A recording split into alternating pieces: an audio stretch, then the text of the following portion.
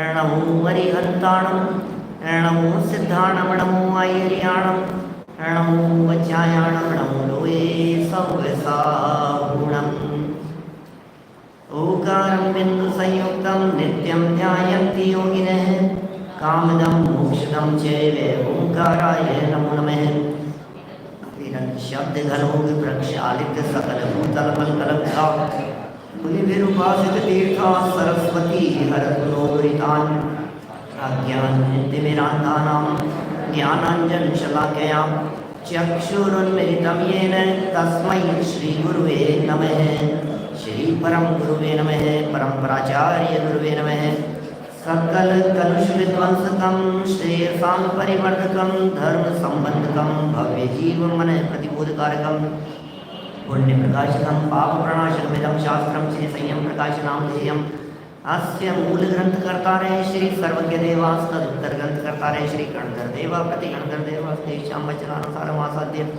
आचार्य श्री कुंदकुंदामनाय आचार्य सूर्यसागरेण निर्चितं श्रोतारे सावधानतया शृण्वन्तु मंगलम भगवान वीरो मंगलम गौतमो गणी मंगलम कुंद कुंदार्यो जैन धर्मो सुमंगलम सर्वमंगल मांगल्यम सर्वकल्याणकारिकम प्रदानं सर्वधर्माणां जैनं जयतु शासनं जैनं जयतु शासनं जैनं जयतु शासनम।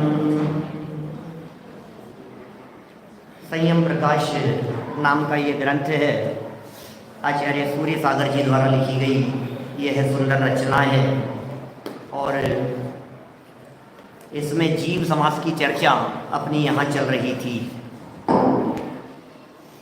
जीव समास का प्रकरण प्रारंभ करते हुए बहुत सारी बातें, बहुत सारे नियम हमने आपको बतलाए।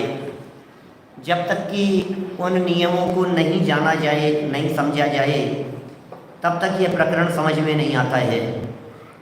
कुछ विशिष्ट शब्दावली का प्रयोग किया था और ये कहा था कि जिस शब्दावली का प्रयोग यहाँ किया जा रहा है उस शब्दावली से इतनी बात तो आपके समझ में आ ही रही होगी कि पर्याप्त कौन होते हैं, अपर्याप्त कौन होते हैं। समझ लीजिए आप, सूक्ष्म क्या हैं, बादर क्या हैं। पिछले 2 दिनों से हम इसकी चर्चा कर रहे हैं। मैंने परसों भी चर्चा की थी और कल भी चर्चा की थी। प्रत्येक और साधारण इसके बारे में भी हमने आपके बीच में बात की है। त्रस स्थावर, सूक्ष्म बादर, पर्याप्त अपर्याप्त और साधारण प्रत्येक, इस तरह से 4 युगल होकर 8 बातें हो गई जिन बातों को यहाँ जानना जरूरी है। कौन सैनी है, कौन असैनी है, कौन त्रस है, कौन स्थावर है, प्रत्येक, साधारण, इन सब बातों को। चलिए अब बढ़ते हैं अपन जीव समास के भेदों की तरफ। पेज नंबर 533, 533 नंबर पेज पर देखिए। पिछली बातें रिपीट नहीं करूँगा इस उम्मीद के साथ कि आप लोगों को सबको वो बातें याद होगी, है ना। मैंने अपर्याप्त कौन होते हैं? जिनकी पर्याप्तियाँ पूरी नहीं। पर्याप्त कौन होते हैं? जिनकी पर्याप्तियाँ पूरी हो जाए। जो अपर्याप्त होते हैं उनका जन्म मरण कैसा होता है? श्वास के 18वें भाग। जो पर्याप्त होते हैं उनका जन्म मरण जितनी आयु होगी, लेकिन श्वास के 18वें भाग से नियम से ज़्यादा होगी, माने वो अंतर मुहूर्त होगी। अब वो अंतर मुहूर्त 10 मिनट भी हो सकती है, 1 दिन भी हो सकती है, 1 वर्ष भी हो सकती है। और यदि हम मनुष्यों और त्रियंचों की दृष्टि से बात करें, कर्म भूमि वालों की दृष्टि से, तो 1 कोटि पूर्व तक की भी हो सकती है। कर्म भूमि के मनुष्य और त्रियंचों की 1 कोटि पूर्व 70,56,000 करोड़ वर्ष का एक पूर्व होता है। ऐसे 1 करोड़ पूर्व तक की भी आयु हो सकती है, यह भी संभव है। आपको कोई नाम ख्याल में आता है कि जिसकी 1 करोड़ पूर्व की आयु हो? कोई नाम? सिमंदर स्वामी, सिमंदर भगवान, उनकी आयु 1 करोड़ पूर्व की आगम में उल्लिखित है। इससे थोड़ी सी कम आयु वालों का कोई नाम दिखता है क्या? आदिनाथ स्वामी। 84 लाख पूर्व, ऐसा लगता है अपने को बातें, 84 लाख पूर्व की आयु आदिनाथ स्वामी की। और 84 लाख पूर्व का मतलब वही 70,56,000 करोड़। थोड़ा भाव भाषण कराऊं क्या ऋषभ देव की आयु का? कितनी आयु थी ऋषभ देव स्वामी की? 70,56,000 वर्ष। 70,56,000 वर्ष कितने ज़्यादा हो गए? अब 70,56,000 वर्ष एक बार पूरे हों, 70,56,000 वर्ष दूसरी बार पूरे हों, फिर 70,56,000 वर्ष फिर पूरे हों, फिर 70,56,000 वर्ष पूरे हों, ऐसे 70,56,000 वर्ष 1 करोड़ बार पूरे हो। 70,56,000, 70,56,000, 70,56,000, 70,56,000, 70,56,000, ऐसे कितनी बार पूरे करने हैं? 1 करोड़ बार पूरे हों। इतनी भी नहीं है आयु, अभी सुनो, इससे भी क्या, ये 70,56,000 करोड़ इतने वर्ष एक बार हो, 2 बार हो, 3 बार हो, 4 बार हो, ऐसे 84 लाख बार हो। इतनी ऋषभ देव स्वामी की आयु थी। बहुत फास्ट बता दिया मैंने। खैर, कर्म भूमि के मनुष्यों की आयु 1 करोड़ पूर्व की हो सकती है, तिर्यंचों की भी 1 करोड़ पूर्व हो सकती है। यदि हम बात करें भोग भूमि के मनुष्य तिर्यंचों की अपेक्षा से, तो वो इससे भी असंख्यात गुना ज़्यादा हो सकती है, असंख्यात गुना ज़्यादा। और उसको हम यदि गणित की भाषा में या कर्णानुयोग की भाषा में कहें तो 3 पल्य की आयु है।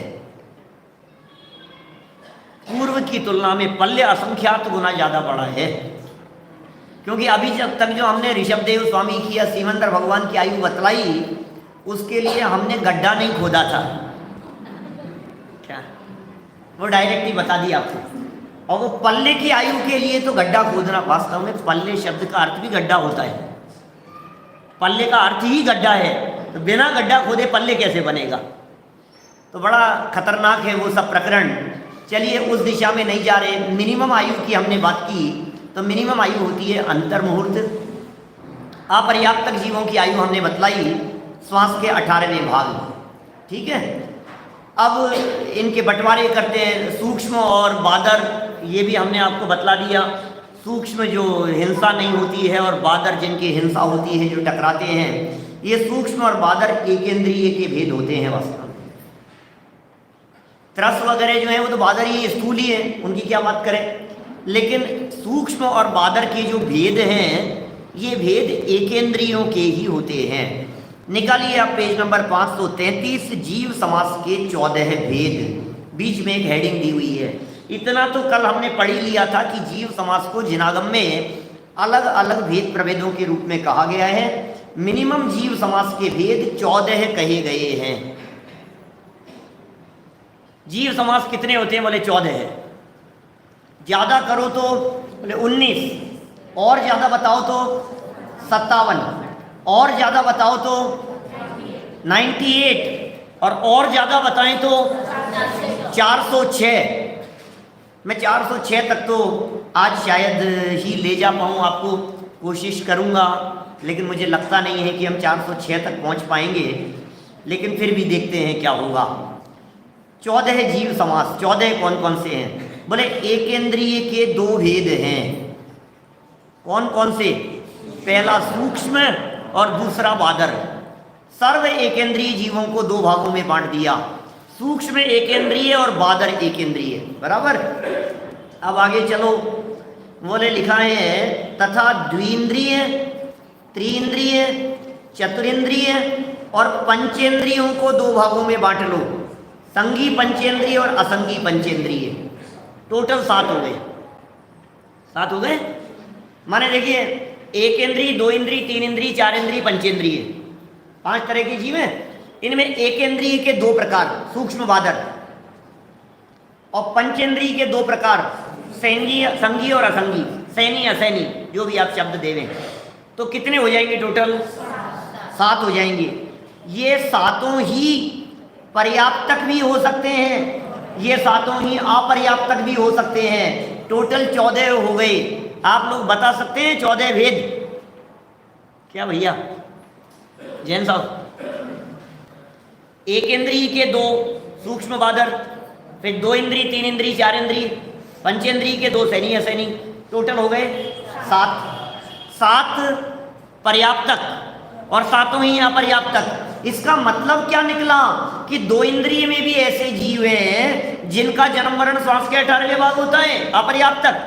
3 इंद्रिय में भी अपर्याप्तक होते हैं, 4 इंद्रिय में भी अपर्याप्तक होते हैं, सैनी पंचेंद्रियों में भी पर्याप्तक अपर्याप्तक होते हैं, असैनी पंचेंद्रियों में भी पर्याप्तक अपर्याप्तक होते हैं, और एक इंद्रियों में सूक्ष्म और बादर दोनों ही प्रकार के जीव पर्याप्तक और अपर्याप्तक होते हैं। कल शायद कोई मेरे से पूछ रहा था कि सूक्ष्म जीव या एक इंद्रिय बादर जीव, या समझ लीजिए, या सूक्ष्म की बात करो, सूक्ष्म में जो पर्याप्तक होते हैं उनका कोई एग्जाम्पल बताओ। सूक्ष्म जीवों में सूक्ष्म कौन कौन होंगे सुरेश जी साहब? सूक्ष्म कौन कौन होंगे? एक इंद्रिय में कौन कौन होंगे सूक्ष्म?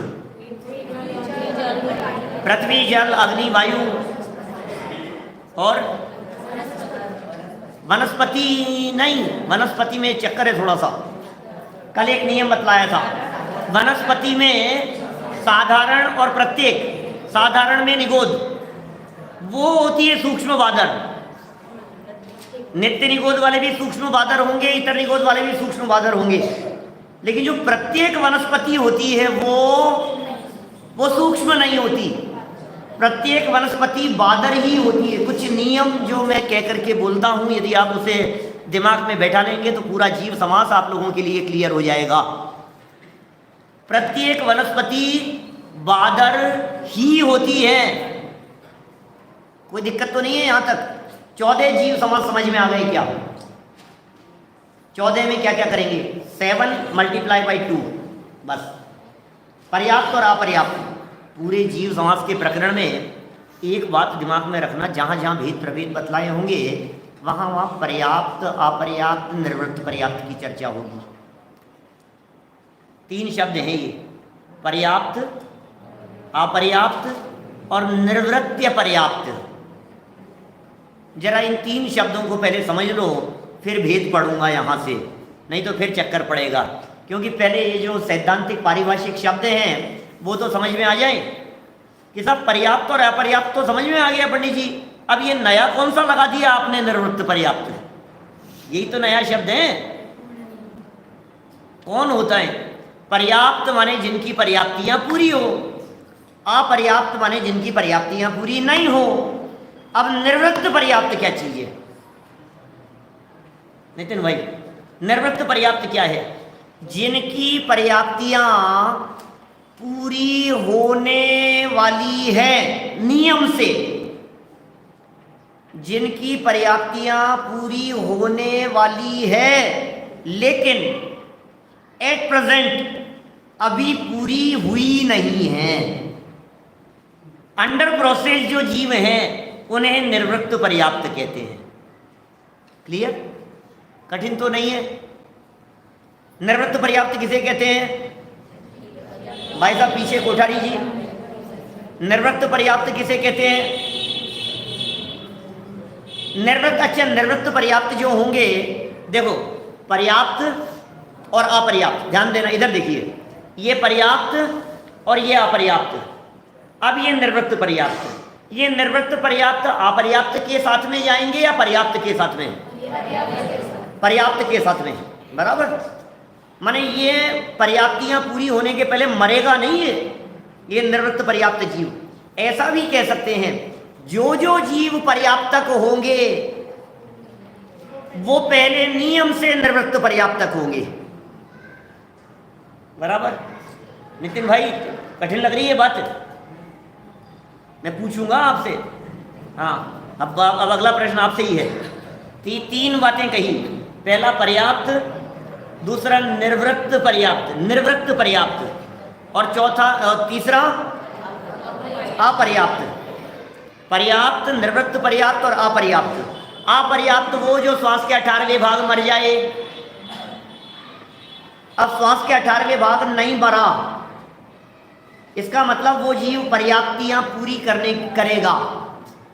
तो पर्याप्तियां पूरी करने की प्रोसेस में चल रहा है, जो प्रक्रिया में चल रहा है वो निर्वृत्त पर्याप्त, और कुछ समय बाद ही उसकी पर्याप्तियां पूरी हो जाएगी तो वो पर्याप्तक। इस पर्याप्तियों के प्रकरण में इन पर्याप्तियों की चर्चा, पर्याप्त अपर्याप्त की चर्चा, पूरी होने नहीं होने की चर्चा शरीर पर्याप्ति के बेस पर की जाती है।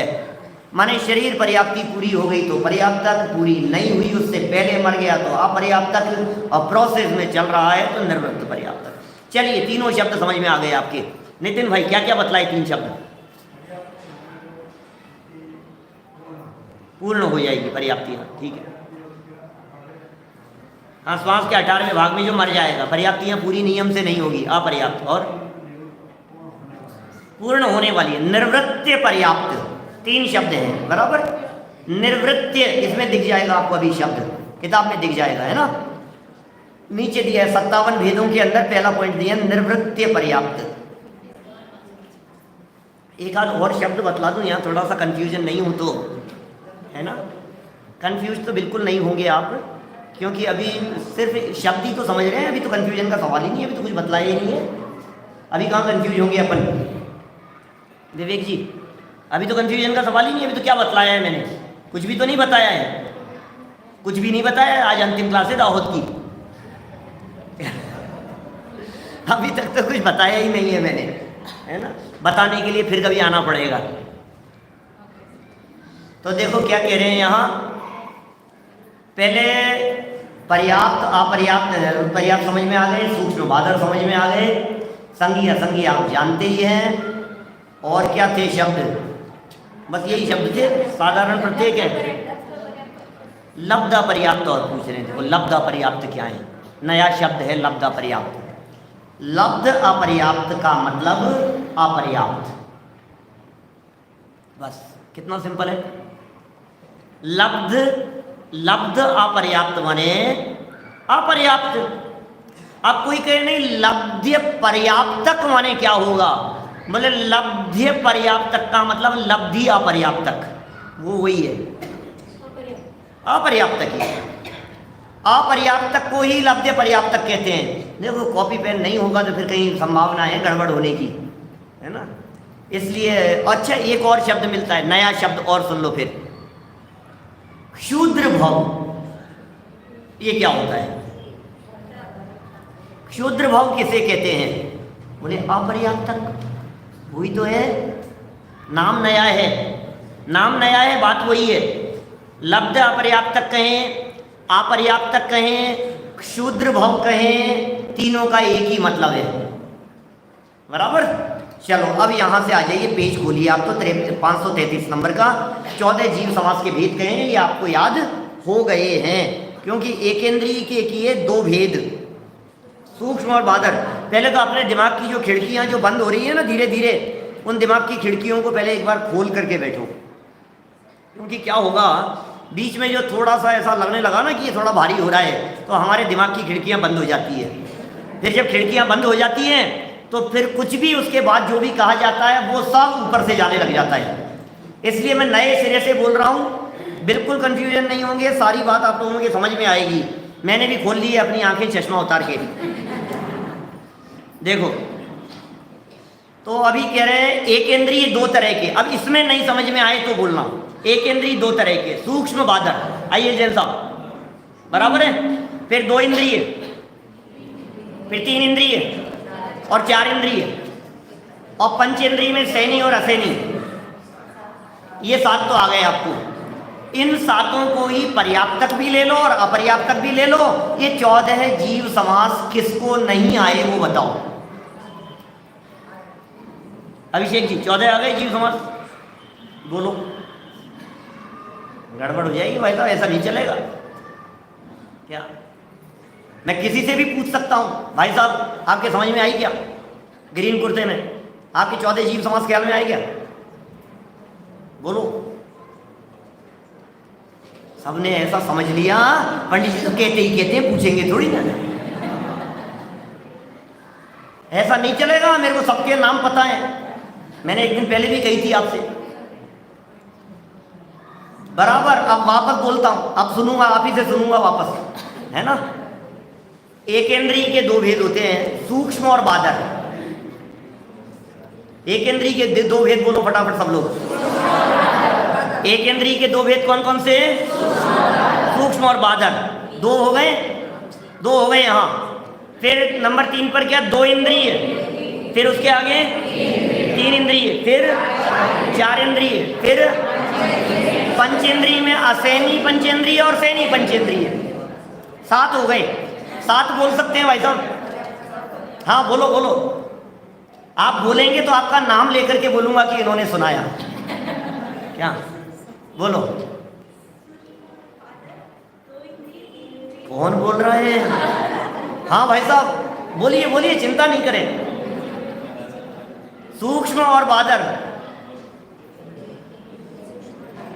अभी तो यहीं से पूछ रहा हूं। सूक्ष्म और बादर, हाँ बोलिए, बहुत अच्छा।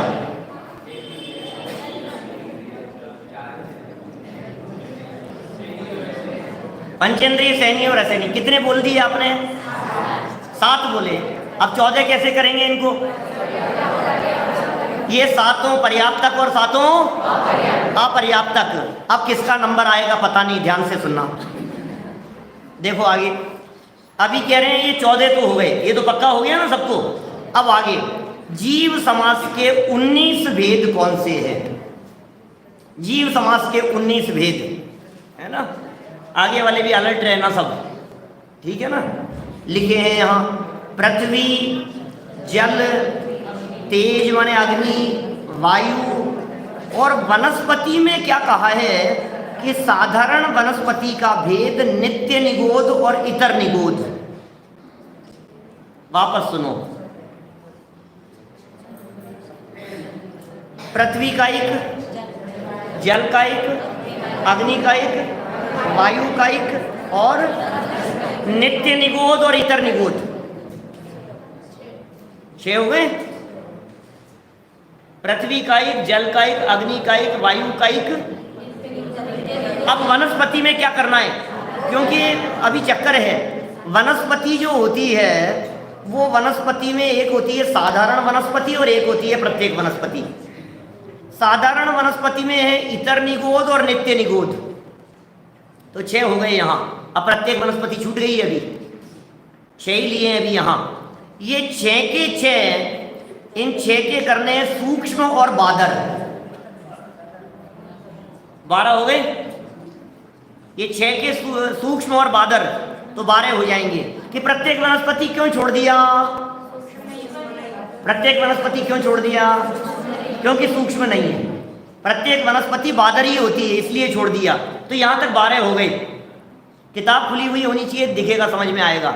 अब जो प्रत्येक वनस्पति है उसमें कर दिए 2 भेद और, सप्रतिष्ठित और अप्रतिष्ठित। तो टोटल हो गए 14 भेद। यहाँ तक 14 हो गए। फिर 2 इंद्रिय, 3 इंद्रिय, 4 इंद्रिय, असंगी पंचेंद्रिय और सैनी पंचेंद्रिय, टोटल हो गए 19। बोलो, कोई दिक्कत? 19 तक याद होवे चाहे नहीं होवे, चलो छूट देता हूँ। याद होवे या नहीं होवे, किताब में जब लाइन पढ़ोगे तब तो समझ में आएगा। क्यों साहब? जब किताब में लाइन पढ़ेंगे, किरीट भाई आपकी खुली हुई है ना किताब, जब किताब में लाइन पढ़ेंगे तब तो समझ में आएगी ना कि क्या लिखा है ये और क्यों किया है। 19 भेद हो गए यहाँ तक। अब 57 करने हैं 19 के। बोलो कौन कर सकता है? 19 यदि समझ में आ गए होंगे तो 57 हो जाएंगे। 19 को 57 कैसे करें? विवेक जी वापस करता हूं रिपीट, है ना, जरा सुनो। 19 सुन लो पहले। 19 कैसे हुए? पृथ्वी का एक, जल का एक, अग्नि का एक, वायु कायिक निगोद 2, नित्य निगोद इतर निगोद, तो टोटल कितने हो गए हैं? ये 6 सूक्ष्म और 6 बादर 12।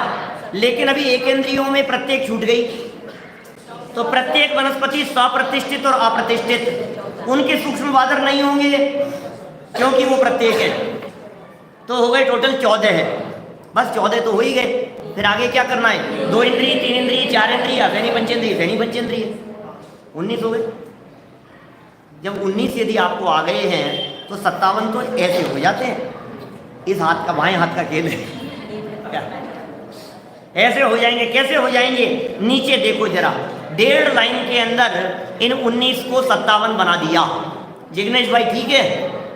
देखो क्या लिख रहे हैं, जीव समास के 19 भेदों को पर्याप्त, निर्वृत्त पर्याप्त और लब्ध पर्याप्त, इन तीनों भेदों से गुणित करने पर 57 भेद हो जाते हैं। जीव समास के 57 भेद हो गए। भाई याद तो नहीं होगा मुझे मालूम है, लेकिन कम से कम आपसे को यहाँ दिखाया जाए कि 57 भेद बतलाओ, ये लिखे हैं, तब तो बता सकते हैं कैसे हो गए हैं। वीरेंद्र जी क्लास लेनी है जीव समास की, एक बार सब बराबर क्लियर होना चाहिए दिमाग में, तो तुरंत आ जाएगी सब बात समझ में। चलो 57 तक तो बहुत आसान था, आगे भी आसान है। आगे अब थोड़े से इनमें क्या बहुत फैलना पड़ेगा, अपने को बहुत नीचे उतरना पड़ेगा। एक एक के अंदर क्या क्या भेद प्रभेद होते चले जाएंगे। किताब खोल करके बैठना, अकेले किताब नहीं, दिमाग भी खुला रख करके बैठना, है ना? समझ में आएगी बात। आइए, जैन साहब किताब नहीं है इसलिए थोड़ा जटिल पड़ेगा। देखिए, जीव समास के 98 भेद, 98 भेद बतलाते हैं जीव समास के। थोड़ा बड़ा हो जाएगा, 98 कैसे याद करेंगे, क्या होगा? सुनो, जीव समास के 98 भेद, इनमें से जीव समास के 85 तो है त्रियंचों के। लो, 98 में कितना बड़ा खाता त्रियंचों का है। चारों गतियों में यदि अनंत जीवों की बात करें तो एकमात्र त्रियंच गति में ही अनंत है। मनुष्य अनंत नहीं है, देव अनंत नहीं है, नारकी भी अनंत नहीं है, सिर्फ त्रियंच ही अनंत है। और त्रियंचों में भी पंचेंद्रिय अनंत नहीं है, 4 इंद्रिय भी अनंत नहीं है, 3 इंद्रिय भी अनंत नहीं है, 2 इंद्रिय भी अनंत नहीं है, पृथ्वी कायिक, जल कायिक, अग्नि कायिक, वायु कायिक भी अनंत नहीं है, प्रत्येक वनस्पति भी अनंत नहीं है। सिर्फ और सिर्फ साधारण वनस्पति मतलब निगोद ही अनंत है। क्या कहा? देवगति के जीव कितने? असंख्यात, अनंत नहीं। नारकी कितने? असंख्यात, अनंत नहीं। अनंत कौन होते हैं? सिर्फ निगोदिया, बस, उसके अलावा अनंत कहीं नहीं है। अरे अनंत काल बिताया है उस निगोद दशा में, अनंत अनंत भाव बिताए हैं, कुछ अंदाजा नहीं है हमारे को हम कहाँ आ गए हैं। एक बार निगोद में चला जाने के बाद में फिर तो समझ लो आप, दिन में तारे, रात में तारे, आपको जो कहना हो तो कहो। आप नानी याद आ जाए, सपने याद आए, जो जो आपको जितना कठिन कहना हो निकलता नहीं है वहाँ से। वहाँ से निकलने के संदर्भ में एक इंद्रिय पर्याय से 2 इंद्रिय प्राप्त करने के संदर्भ में टोडरमल जी साहब ने एक उदाहरण दिया है, भाड़ में चने सेकने का। सुना है ना? सुना है सबने? मेरे से नहीं सुना होगा। मेरे से किस किसने सुना है बताओ? बस इतने लोगों ने सुना है मेरे से। अब मेरे से सुनो जरा, मोक्ष मार्ग प्रकाशक का वो उदाहरण देखो। चने हैं, सीख रहे हैं अपन, और वो चने हैं, उसमें से जो चना उचट करके बाहर आ जाए वो समझ लो निकल करके बाहर आ गया, बराबर। तो ये कह रहे हैं निगोद दशा से या एकेंद्रीय दशा से निकल करके त्रस पर्याय में आना ये इतना ही कठिन है जिस तरह से उस भट्टी के ऊपर लगी हुई परात में जो हजारों लाखों जो उसमें दाने हैं चने, उनमें से कोई उछल करके बाहर आ जाए। अहो बोले ये तो उछलते ही रहते हैं, उसमें तो आते रहते हैं। नहीं नहीं, अभी सुनो, अभी यदि ऐसे उछलते रहते हैं, वो उछलने देगा तो वो हलवाई तो फिर कमा के खा लिया क्या, तो फिर क्या करेगा वो हलवाई, बोले उसको ढकता है। अब क्योंकि वो परात है, दोनों तरफ पकड़ने के लिए कड़े हैं, उसमें कढ़ाई है ना वो, तो उस कढ़ाई में, हाँ परात नहीं कढ़ाई है, सही कह रहे हैं आप, मेरी गलती है। अब मेरे को थोड़ा सा नहीं, बात जानता तो हूँ मैं, वो पता नहीं तो क्या बोला, वो परात नहीं कढ़ाई है। परात तो वो होती है जिसमें आप आटा लगाते हैं। तो उस कढ़ाई के ऊपर लगा दिया ढक्कन और नीचे से भट्टी जल रही है, चने उसमें से उछल रहे हैं। अब जो कॉर्नर में खुला रह गया है उसमें से निकल करके आना कितना कठिन काम है, बोलो। इतना कठिन है तरस में आना, एक इंद्री से दो इंद्री में। अभी नहीं, अभी बात पूरी नहीं हुई है मेरी। अभी तो बात तब पूरी होगी जब आप वो जो हजारों लाखों चने जो थे, उस हजारों लाखों चने में से कोई ब्लैक मार्कर लेकर उस पर अपने नाम का, संजीव का एस बना दो, विवेक का वी बना दो और उस चने को उस ढेर में बिठा दो। अब बतलाओ वो चना निकल करके कब बाहर आएगा? समझ में आ रही है बात? उदाहरण तो पूरा ढंग से लगाना पड़ेगा ना, हम कैसे निकलेंगे वहां से, बात तो हमारी है ना। ऐसे तो 6 महीने 8 समय में 608 जीव निकल रहे हैं, उसमें क्या दम है? हर 6 महीने 8 समय में 608 जीव निकल रहे हैं, इसमें कौन सी बड़ी बात हो गई? सवाल तो हमारा है, हम यदि निगोद में चले गए तो निकलना कितना कठिन है। ये निगोद से निकल करके आया है।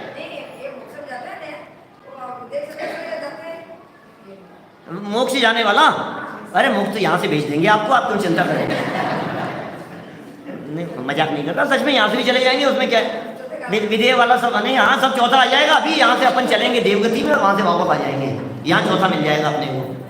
तो इसलिए कोई दिक्कत वाली बात नहीं है उसमें। माने कितना जटिल हो गया है भाई प्रियंक शास्त्री, कितना जटिल है वहां से निकल करके बाहर आना। माने ये जो त्रस पर्याय की जो प्राप्ति हुई, ये इतनी महान दुर्लभ है। अनंत जीवों में से, अनंत जीवों में से, अनंत जीवों में से, अनंतानंत जीवों में से सिर्फ 608 जीवों को चांस मिला वहां से निकल करके बाहर आने का, 6 महीने 8 समय में। अनंतानंत में से 608 को, पता ही नहीं कितना दुर्लभ है। मुझे अब दुर्लभता की कहानी नहीं सुनानी है, नहीं तो आप सोचिए जरा, हमें तो इस बात की महिमा आती है, अरे आपको मालूम है हमारा बच्चा पूरे दाहोद में नंबर 1 है।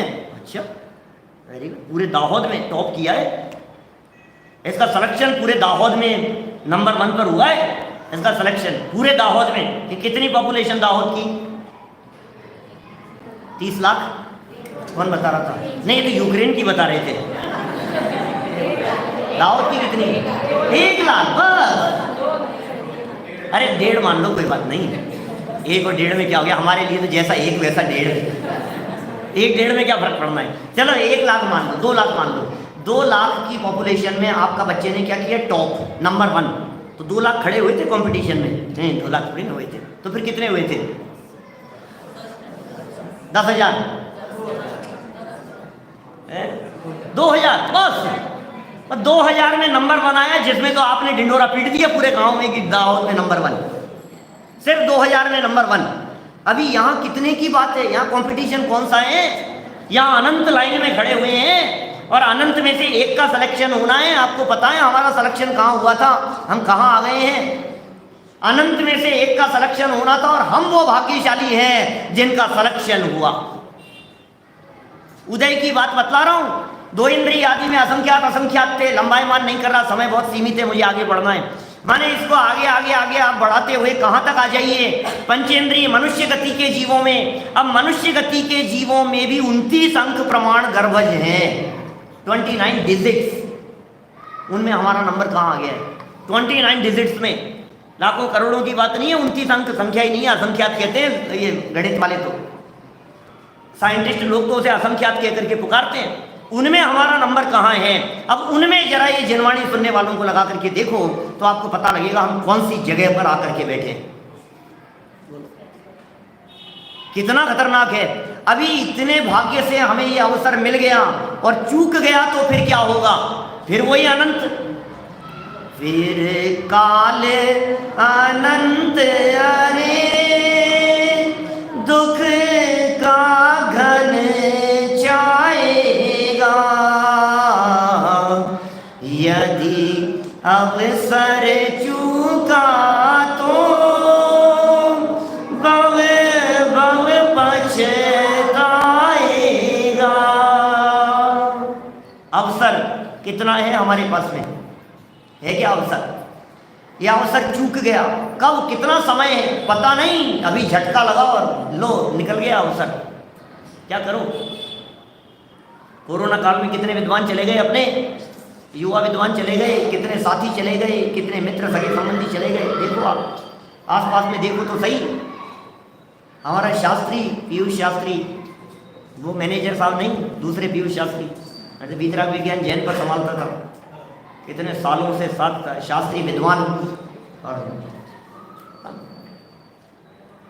हम बच गए ना, भाग्यशाली है ना, बच गए अपन लोग। हम भाग्यशाली है ना, बच गए। हाँ हम भाग्यशाली है ना, बच गए अपन। फिर बच करके क्या किया?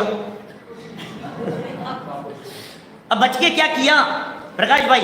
यदि बच गए हैं तो बचने का यदि कुछ लाभ उठाएं तब तो बचने की सार्थकता है, और यदि लाभ नहीं उठाएं तो बचे और नहीं बचे सब बराबर है। कोई 2 साल पहले मर गए, कोई 20 साल बाद में मरेंगे, उसमें क्या है? जाना तो कोरे के कोरे हैं, या कुछ लेकर के जाना है। ये जीव समास का प्रकरण, ये त्रियंचों की चर्चा, या 98वें जीव समास में से 85 भेद त्रियंचों के बता रहे हैं। 85 भेद है त्रियंचों के।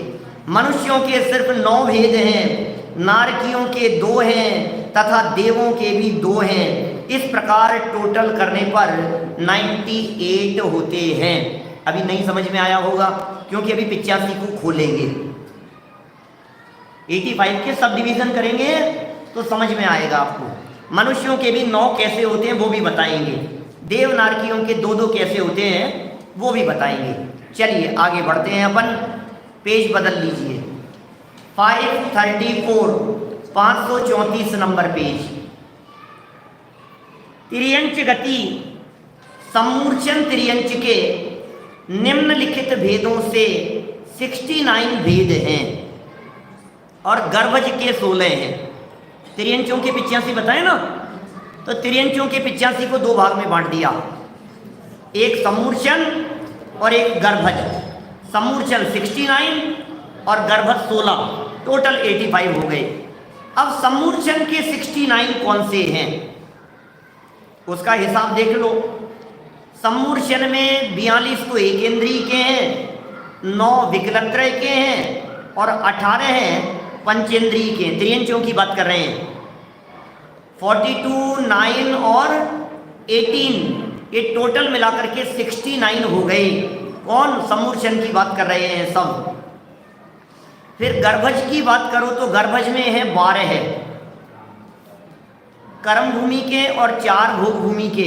इस प्रकार कुल मिलाकर के 16 भेद गर्भज त्रियंच के हैं। ये तो 69 और 16 है, टोटल मिलकर के 85 भेद हो गए। अभी तक तो कुछ नहीं समझाया है क्योंकि 85 तो अब करने वाले, अब शुरू होती है अपनी कहानी यहाँ से, माने अब अपनी चर्चा कर रहे हैं ये 85 कैसे होंगे। अब 85 गिनना शुरू करो। जैसे सबसे पहले ऊपर कहा था कै पॉइंट, तीसरी लाइन पेज की तीसरी लाइन में जो 3 शब्द दिए थे ना, 42, 9 और 18 मिला क्या? 42, 9 और 18 मिल गया क्या? ये सब भेद नीचे बताएंगे। फर्स्ट पैराग्राफ में जहाँ 85 भेदों का विवरण लिखा है उसके फर्स्ट पैराग्राफ में 42 हैं, सेकेंड पैराग्राफ में 9 हैं, ठीक है, और थर्ड पैराग्राफ में 18 हैं, और इन सब के मिलकर के 69 हैं, और गर्भज के 16 मिलाने पर 85 है। भाई साहब बहुत ऊपर से जा रही है बात है? क्योंकि थोड़ा सा भारी हो रहा है। सुनो, चार्ट दिखाओ, चार्ट दिखाओ भैया, चार्ट दिखाओ इनको, है ना, गुजरात का क्षेत्र है, बिना चार्ट के मज़ा नहीं आएगा। अरे खाने वाली चाट नहीं, चार्ट की बात करें तो चार्ट दिखती है यहाँ। चलो सामने दिखाते हैं आपको, स्क्रीन पर दिखेगा, तब तक अपन यहाँ पढ़ते हैं, है ना। पृथ्वी 1 नंबर, 2 नंबर पर जल, 3 नंबर पर अग्नि, 4 नंबर पर वायु, और फिर नित्य निगोद और इतर निगोद, ये 6। ये तो पहले भी किए थे अपन ने। बोले इन 6 के सूक्ष्म और बादर करने पर 12, ये पहले भी किए थे, 12 किए थे ना पहले अपन ने। फिर सप्रतिष्ठित और अप्रतिष्ठित मिला करके 14 भेद किए थे पहले भी अपन ने, कि हाँ इन 14 भेदों में निर्वृत्त पर्याप्त, लब्धा पर्याप्त और पर्याप्त 42 हो गए। तो बहुत ईजी है। क्या हुआ, इनमें 42 खोलना भैया, 42 भेद खोलना अभिषेक जी। 42 दिख रहे हैं क्या? 42 दिखाओ, आगे 42 दिख रहे हैं क्या आप लोगों को? 42 में क्या क्या दिख रहा है? सबसे ऊपर क्या लिखा हुआ है 42 में? मुझे नहीं दिख रहा है ना एक्चुअल में, ये सब गड़बड़ हो गया ना मामला, पीछे कर दिया सब। चलो यहाँ 42 भेद क्या किया है भाई? अच्छा 42 भेद, 42 भेदों में इधर दिख रहे हैं आपको पृथ्वी का एक तरफ दिख रहा है, 1 नंबर पृथ्वी का, फिर 2 नंबर जल का, अग्नि का, वायु का, नित्य निगोद, इतर निगोद, 6 हो गए थे ये। बोले इन 6 के सूक्ष्म और बादर 2 भेद किए, बगल में लिखा है सूक्ष्म बादर, तो 12 हो गए। इसका मतलब पृथ्वी का से लेकर के इतर निगोद तक जो 6 भेद किए हैं, ये सूक्ष्म भी होते हैं और बादर भी होते हैं। इधर शायद लोगों को नहीं दिख रहा, अब दिख रहा है ना, सबको दिख रहा होगा। अब देखो, पृथ्वी का एक, जल का एक, अग्नि का एक, वायु का एक, और फिर वनस्पति नहीं, नित्य निगोद और इतर निगोद। ठीक है, अभी इनको 2 कर दिए क्योंकि ये सब सूक्ष्म भी होते हैं और बादर भी होते हैं। इसका मतलब पृथ्वी का एक भी सूक्ष्म होता है, इसका मतलब जल का एक भी सूक्ष्म होता है।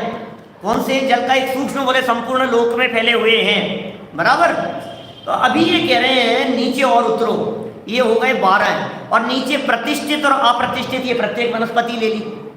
इन प्रत्येक वनस्पति के 2 नहीं किए। क्यों नहीं किए?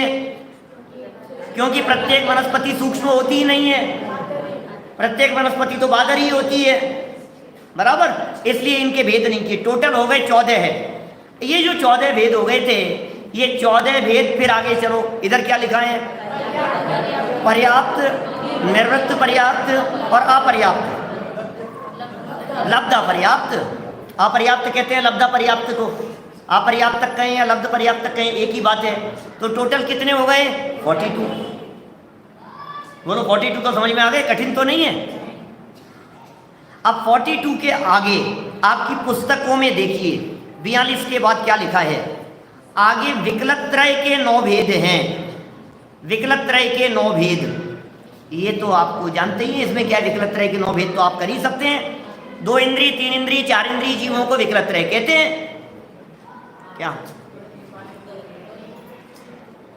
क्या कह रहे हैं? 2 इंद्रिय, 3 इंद्रिय और 4 इंद्रिय जीवों को विकलत्रय कहते हैं। और ये तीनों ही पर्याप्त, निर्वृत्त पर्याप्त और अपर्याप्त, तो 9 हो गए। सम्मूर्छन त्रियंशों की चर्चा चल रही है।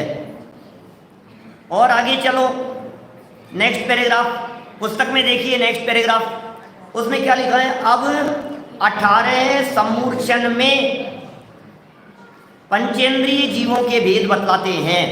अब 18 भेद बतला रहे हैं सम्मूर्छनों में। जलचर, थलचर, नवचर, सम्मूर्छन त्रियंश। जलचर, थलचर और नवचर, ये सम्मूर्छन त्रियंश। ये तीनों ही सैनी भी और असैनी भी।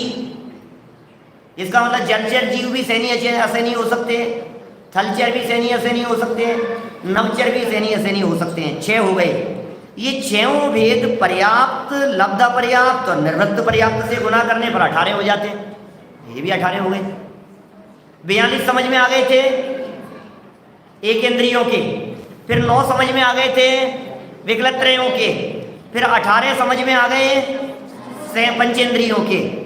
इस प्रकार 42 एकेंद्रिय के, किताब में पढ़ रहा हूँ, 42 एकेंद्रिय के, 9 विकलत्रय के, 18 पंचेंद्रिय के, कुल 69 समूर्छन के भेद होते हैं।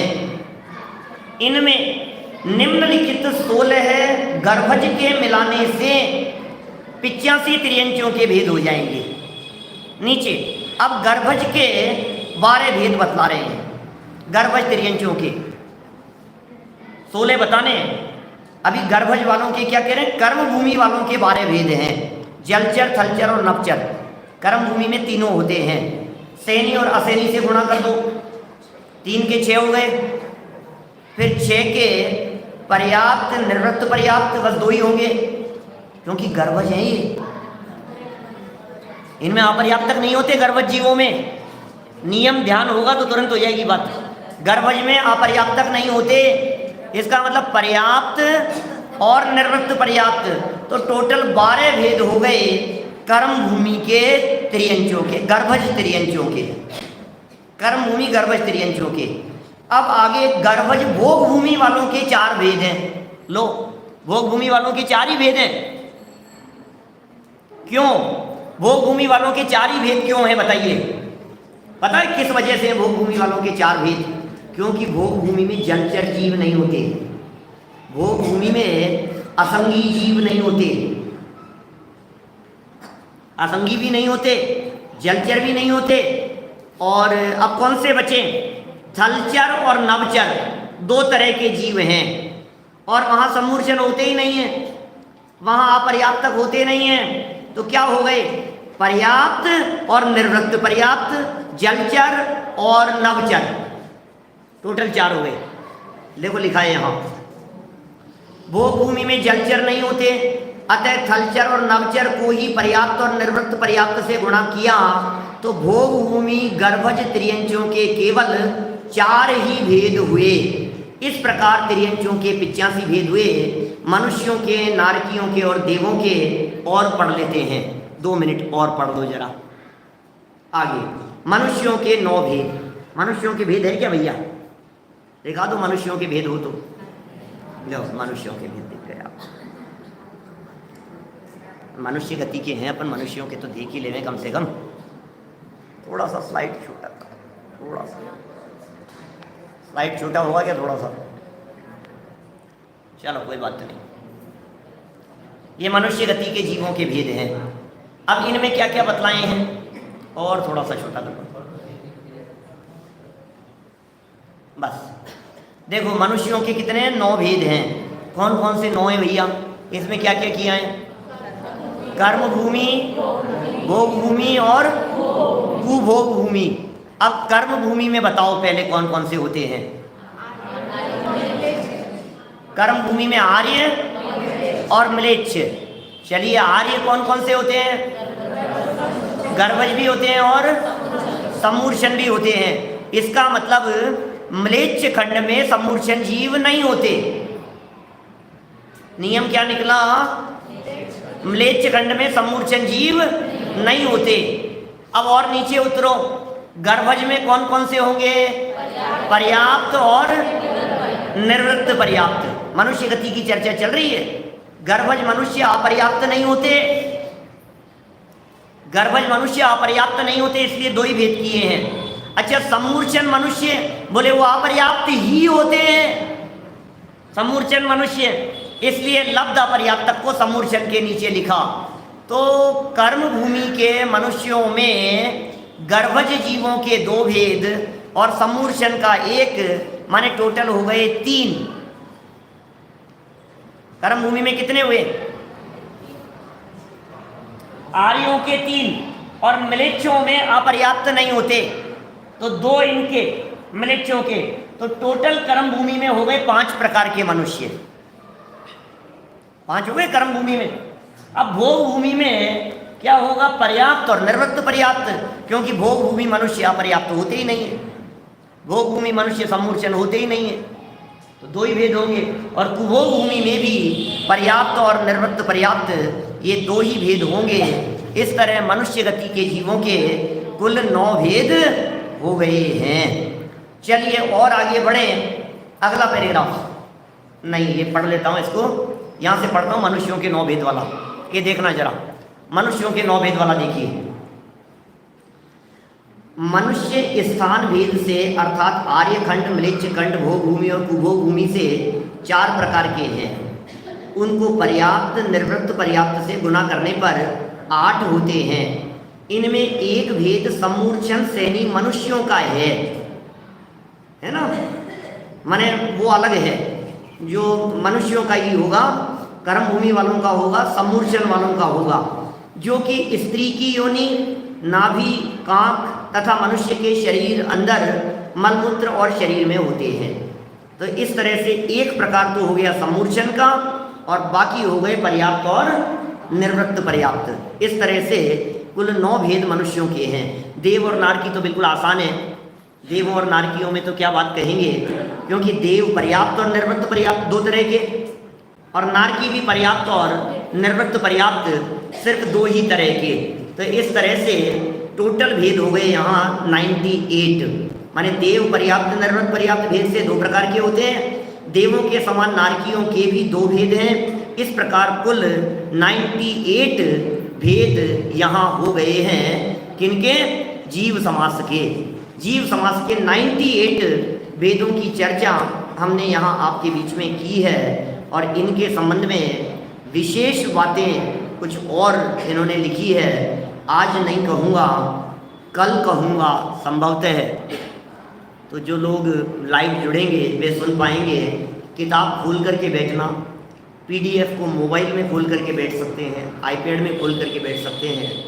ग्रंथ अब तो उपलब्ध शायद नहीं है मेरे ख्याल से, लेकिन ग्रंथ जिनके पास में हो उनसे ले करके खोल करके अपनी कॉपी में नोट करें, उसका चार्ट बनाएं। ये पूरा प्रकरण गोमटसार के आधार पर है। माने गोमटसार जीव कांड में एक जीव समास नाम का एक चैप्टर है, और ये प्रकरण शास्त्रियों को पढ़ाया जाता है, विद्वानों को।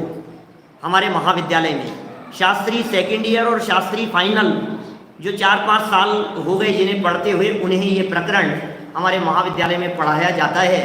आप लोग भी समझ सकते हैं, समझेंगे तो समझ में आएगा, उपयोग की एकाग्रता पूर्वक समझेंगे तो समझ में आएगा। इसमें यदि अपने उपयोग को नहीं लगाएंगे तो अपने उपयोग को कहाँ लगाएंगे, ये बतलाइए। क्योंकि हमें मालूम है, 2-3 मिनट और लूँगा अभी, हमें मालूम है जब कभी ऐसी चर्चा चलती है तो हमारे बहुत सारे साधर्मी ये बात कहने लगते हैं, आखिर इन बातों को जानने से लाभ क्या है। जबरदस्ती टाइम वेस्ट कर दे, हमारे कितने टाइम की खोटी कर दी आपने, ऐसे कितना टाइम बेकार हो गया हमारा, ऐसा लगता है। सुनो भाई, यह कर्णानुयोग के विषय हैं, और जिनागम में कर्णानुयोग का विषय भी उतना ही सम्मान प्राप्त करता है जितना कि द्रव्यानुयोग का। ये केवलियों की वाणी है, ये सर्वज्ञ की वाणी है। सर्वज्ञ और केवलियों की वाणी की किसी भी रूप में हमारे माध्यम से विराधना नहीं हो, चारों अनुयोगों का बराबर अभ्यास हो। अभी देखिए, यहाँ मैंने जीव समास पढ़ाए हैं सुरेश भाई, जब आप समय सार पढ़ेंगे ना, अभी 2-5 दिन और, सुबह की कक्षा जो अपनी चल रही है, 49वीं गाथा चल रही है, 50 से 55 तक की गाथा में फिर जीव समास नहीं है। समझ में आ रही है बात? फिर वहाँ जीव समास समय सार में कहेंगे, समय सार में प्रकाश भाई। अब आपको जीव समास का पता ही नहीं होगा तो आपको समय सार का वो भाव भाषण नहीं होगा जो होना चाहिए। गुणस्थान जीव नहीं है, अब आपको पता ही नहीं है गुणस्थान क्या होता है। अब मार्गणा स्थान जीव नहीं है, अब आपको पता ही नहीं है मार्गणा स्थान क्या होता है। माने समय सार का मर्म समझने के लिए भी कर्णानुयोग का ज्ञान होना अत्यंत आवश्यक है। और मैं आपको बता दूं, गुरुदेव श्री के व्याख्यानों में अनेक स्थानों पर भले ही वे टच करते हुए निकलते हैं, लेकिन इतनी बारीक और सटीक बातें कर्णानुयोग की निकलती है जिसकी आप कल्पना भी नहीं कर सकते हैं, जिसे देख करके पता लगता है कि उन्हें कर्णानुयोग का कितना गहरा अभ्यास था, बहुत गहरा अभ्यास था। कर्णानुयोग के विषय को पढ़ने से सबसे बड़ा लाभ तो यह है कि यदि रुचि पूर्वक हम पढ़ना चाहते हैं तो इसमें उपयोग की एकाग्रता होती है, मन लगता है। अब पढ़ समझने के लिए आप ठान लो ना, मुझे समझना है, कैसे है मुझे समझना है, तो फिर क्या मजाल आपका उपयोग इधर उधर चला जाए। इन विषयों की टीका करते समय टोडरमल जी को 6 महीने तक नमक का पता नहीं लगा। ये वही विषय है जो मैं बात आपसे कर रहा हूं। चलिए, कर्णानुयोग के एक विषय की चर्चा हमने यहाँ जीव समास के रूप में 98वें जीव समास के रूप में आज की है। शेष तो हम कल करेंगे, जो लोग जुड़ेंगे वे सुनेंगे। लेकिन आज कुछ चर्चा जो विधान में चल रही है प्रातःकाल, उसे मैं यहाँ सिर्फ 5 मिनट के लिए ले रहा हूँ आपके बीच में। स्क्रीन पर है ढाई गीत की रचना, चित्र देखिए। ढाई गीत, अब ये ऑनलाइन वालों को पूरा नहीं दिखेगा, ये तो कभी जितना दिखेगा उतना दिखेगा। ये ढाई गीत है, दिख रहा है आप लोगों को?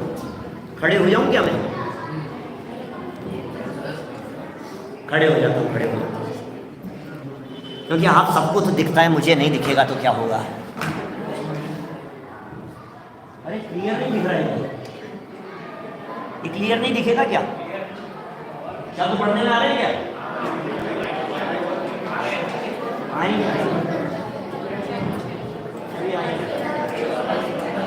चलो क्या चीज आने तो ले लो, जहाँ तक दिख रहा हो वहां तक ले लो, और पीछे क्या चीज लगा दो, नीचे लगा दो, जितना हो उतना हो, वहाँ लगा दो, वहाँ इधर टेबल पे जितना नीचे आए उतना ठीक है, कोई बात नहीं। पीछे कर दो बॉर्डर पर, पीछे कर दो थोड़ा बॉर्डर पर। चलो वो आएगा तो आएगा,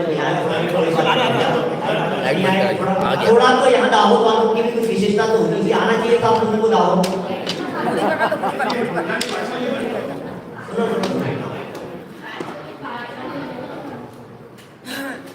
नितिन भाई 5 मिनट तो पूरे हो जाएंगे ऐसे ही। हाँ बस ठीक है, बहुत कम होते हैं।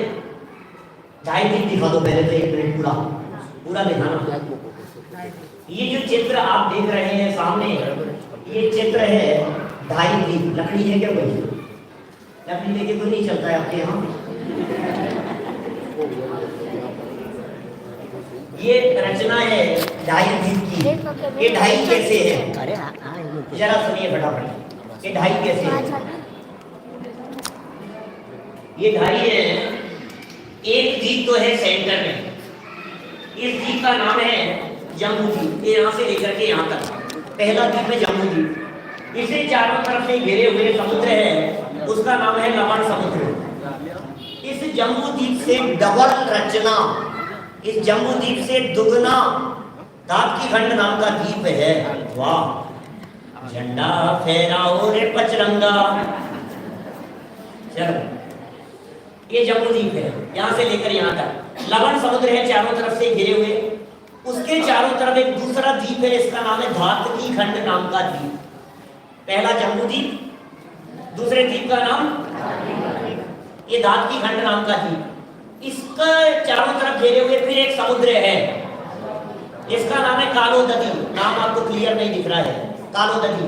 और इस कालोदधी के बाद फिर एक द्वीप है, तीसरा द्वीप, जो यहाँ से शुरू होता है और चलता है यहाँ तक, गोलाकार है चारों तरफ। लेकिन उस तीसरे द्वीप में बीच में सेंटर में एक पर्वत है, इस पर्वत का नाम है मानुषोत्तर पर्वत। ये गोलाकार है, इसके कारण आधा पुष्कर द्वीप अंदर रह गया और आधा पुष्कर द्वीप बाहर चला गया। समझ में आ रही है बात? एक द्वीप जम्बू द्वीप, दूसरा द्वीप धातकी खंड द्वीप, बराबर, और तीसरा था पुष्कर। लेकिन ये तीसरा पूरा नहीं है, क्योंकि हमें चर्चा करनी है सिर्फ मनुष्य लोक की। मनुष्य ढाई द्वीप में ही होते हैं, इसके बाहर त्रियंच है। ये मानुषोत्तर नाम का एक पर्वत है। आधा द्वीप जो अंदर रह गया है वो है आधा पुष्कर। पुष्कर अर्ध कहते हैं उसको, अर्ध पुष्कर कहते हैं। 1, 2 and ½ इस तरह से टोटल हो गए ढाई द्वीप, बराबर। इन ढाई द्वीप में 5 मेरु पर्वत हैं। एक का नाम है जम्बू, ये सुमेरु पर्वत, एक जम्बू द्वीप में है सुमेरु पर्वत। दूसरे का नाम है विजय मेरु, धातकी खंड में। और फिर है अचल मेरु, ये भी धातकी खंड में। और बड़ा कर लो थोड़ा सा, बस बस बस इतना ही। हाँ, बहुत बढ़िया। एक सुमेरु पर्वत जम्बूद्वीप में है, दूसरा मेरु पर्वत धातकी खंड में, और तीसरा भी धातकी खंड में। हम लोग रहते हैं जम्बूद्वीप के भारत क्षेत्र में, यहाँ अपनी दुनिया है, यहाँ हम लोग रहते हैं। यहाँ पूरी दुनिया है, अमेरिका, लंदन, जापान, रूस, फ्रांस, अफ्रीका, ऑस्ट्रेलिया, इस जगह पर नीचे यह आर्य खंड है, यहाँ प्लेच खंड है, 5 प्लेच खंड। चक्रवर्ती इनका सम्राट होता है। अभी वो सब बातें नहीं करनी है, अपने को तो सिर्फ विद्यमान 20 तीर्थंकरों को देखना है जो विधान अपन सुबह कर रहे हैं। सुमेरु पर्वत और इससे जुड़ा हुआ विदेह क्षेत्र, ये दोनों साइड, मेरु पर्वत के दोनों साइड विदेह है। इसी तरह से दूसरा मेरु पर्वत, इसके भी दोनों साइड विदेह क्षेत्र है। इसी तरह से ये तीसरा मेरु पर्वत, इसके भी दोनों साइड विदेह क्षेत्र है। फिर जो धातकी खंड के बाद में पुष्कर द्वीप था ना, उसमें चौथा मेरु पर्वत यहाँ है। ये चौथा मेरु पर्वत, इसका नाम है मंदर मेरु। आज पूजन की थी अपन ने मंदर मेरु की, मंदर मेरु संबंधी। इसके भी पूर्व में विदेह है और मंदर मेरु की पश्चिम में भी विदेह है। अंतिम मेरु का नाम है विद्युन्माली, ये 5वां मेरु पर्वत, इधर धातकी खंड द्वीप में, धातकी खंड में नहीं, पुष्करार्ध में, पश्चिम पुष्करार्ध में। इसके भी पूर्व में और पश्चिम में दोनों साइड में विदेह क्षेत्र है। अब सुनिए जरा क्या है चक्कर, सिर्फ सेंटर वाले पर फोकस कीजिए आप एक बार। अरे बस बस बस, दिख रहा है कुछ यहाँ आपको? यहाँ नाम भी लिखे हैं सब कुछ, ये आपके प्रोजेक्टर पे मुझे यहाँ से क्लियर नहीं दिख रहा। नाम दिख रहे हैं क्या आपको? ये सब नहीं दिख रहे हैं? दिख रहे तो चाहिए थे, अब दिखे शायद, अब दिख रहे। वाह, अभिषेक जी की लिए तालियां बजा दो एक बार। ये दिखा रहे हैं वहां से। देखिए सुमेरु पर्वत जहाँ बीच में हम लोग रहते हैं, जम्बूद्वीप वाले सुमेरु पर्वत की बात कर रहा हूँ, बीच में मेरु पर्वत है। इसकी पूर्व दिशा में सीता नाम की नदी है और पश्चिम दिशा में सीतोदा नाम की नदी है, ये नदी है। तो पूर्व विदेह क्षेत्र भी 2 भागों में बट गया और पश्चिम विदेह क्षेत्र भी 2 भागों में बट गया। एक सीता नदी के कारण, एक सीतोदा नदी के कारण।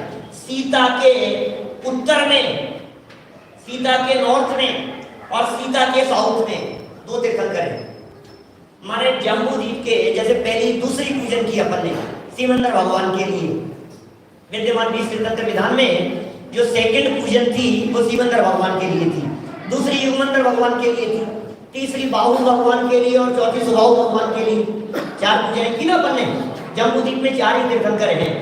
तो सुदर्शन मेरु संबंधी पूर्व विदेह क्षेत्र, सीता नदी, उत्तर तटे, यहां सिमंदर भगवान विराजमान है इस जगह पर।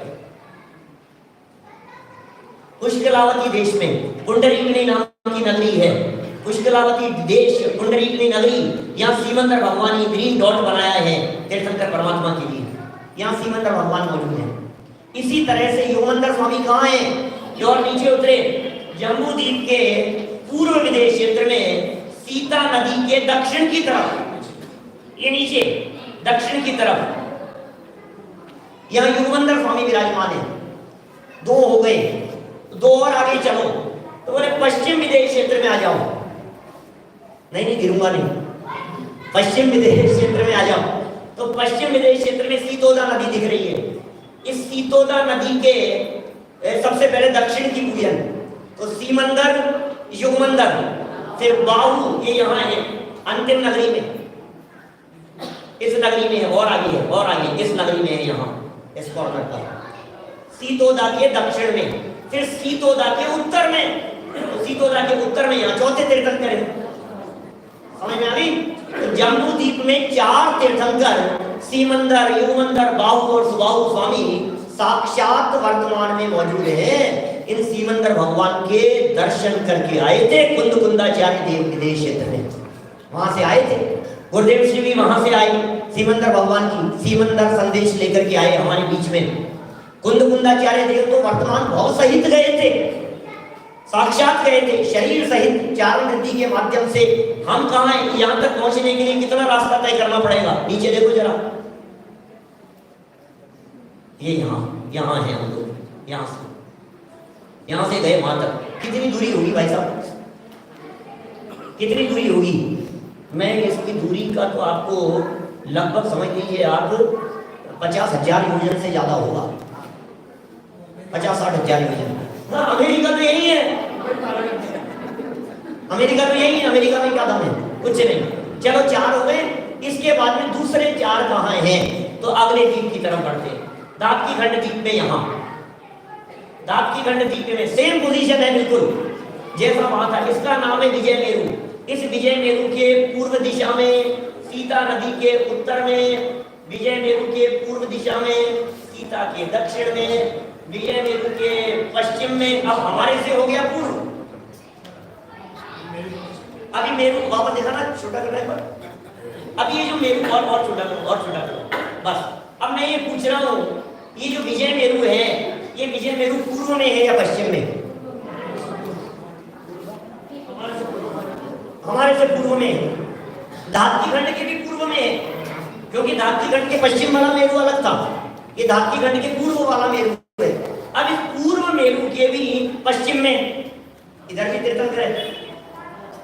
यहाँ सीता नदी, सीतोदा नदी, सीता के उत्तर में, सीता के दक्षिण में, सीतोदा के उत्तर में और सीतोदा के दक्षिण में 4 तीर्थंकर यहाँ मौजूद हैं इस मेरू संबंधी।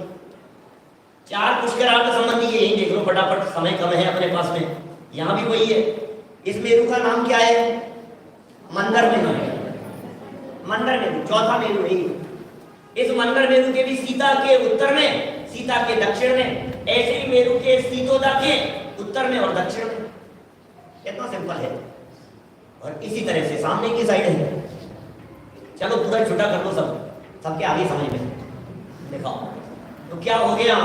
4 तीर्थंकर जम्बूद्वीप में है, 4 पूर्व धात्की में है, 4 पश्चिम धात्की में है, बराबर।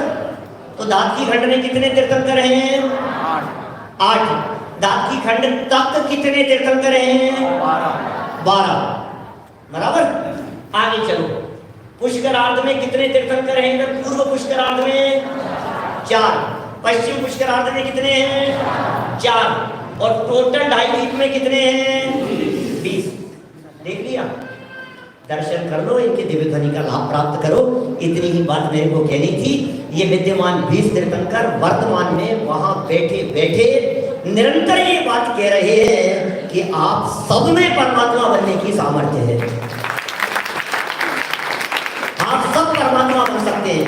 ये जो विद्यमान 20 तीर्थंकर हैं, इन विद्यमान 20 तीर्थंकरों की केवल ज्ञान में हमारी सिद्ध दशा अभी वर्तमान में झलक रही है। इन सबके केवल ज्ञान में सर्वज्ञता का विश्वास हो, सर्वज्ञता का श्रद्धान हो, तो सारी बातें समझ में आती है।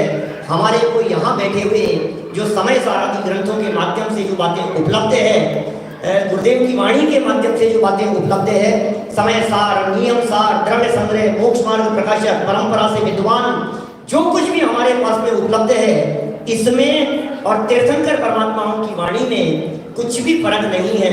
यदि जरूरत है तो सिर्फ एक काम की, वो है श्रद्धान, श्रद्धान और श्रद्धान। यदि श्रद्धान होगा तो सम्यक दर्शन की प्राप्ति अल्पकाल में हो जाएगी। हम सभी भेद विज्ञान और सम्यक दर्शन पूर्वक अल्पकाल में निर्वाण की प्राप्ति करें। इसी भावना से बात को यहीं विराम देता हूँ। ओम।